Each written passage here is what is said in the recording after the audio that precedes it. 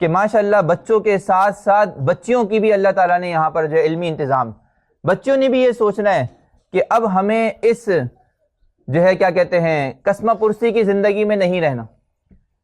جس طرح اللہ تعالیٰ نے پوری دنیا کی اقوام کے اندر مرد بھی اپنے حصے کا کام کرتے ہیں، عورتیں بھی اپنے حصے کا کام کرتی ہیں، اور علمی ترقی دونوں کے ہاتھ میں ہوتی ہے۔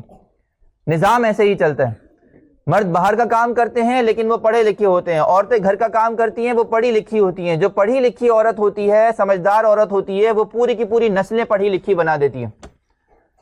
تو بچیاں بھی یہ نیت کر لیں کہ انشاءاللہ ثم انشاءاللہ ہم جس طرح پڑھیں گے، لکھیں گے، اپنا علم حاصل کریں گے، ہم اپنی نسلوں کو ایسے ہی تربیت کریں گے کہ وہ پڑھے لکھے ہوں۔ اسی طرح دنیا کے اندر جس طرح جو ہے وہ دیگر اقوام دونوں طرح سے آگے بڑھ رہی ہیں، اسی طرح آپ میں سے بھی قومیں ایسی ہوں، کیونکہ ملک جو ہے اس کے اندر 50% مرد ہے، 50% عورتیں۔ ایسا نہیں ہو سکتا کہ صرف 50% کام کریں اور 100% ہو جائے، دونوں کو اپنے اپنے حصے کا کام بھرپور کرنا ہے۔ تو اپنے علم کے اندر پختگی پیدا کریں، قرآن کی حافظہ بنیں، مدرسہ کھولیں، آگے 10ویں کو حافظ بنیں۔ قرأت اپنے سیکھ لی ہے تو مدرسہ کھولیں، آگے 10ویں کو قاریہ بنیں۔ آپ کی جو اولادیں ہوں اس کو بہترین اللہ کے رسول صلی اللہ علیہ وسلم کی سنتیں سکھائیں، ان کو گھروں کے کام کاج کے اندر بہترین جو اللہ کے رسول صلی اللہ علیہ وسلم کی زندگی ہے اس کو سکھائیں۔ تو سب اس بات کا ارادہ کرتی ہیں نا؟ انشاءاللہ۔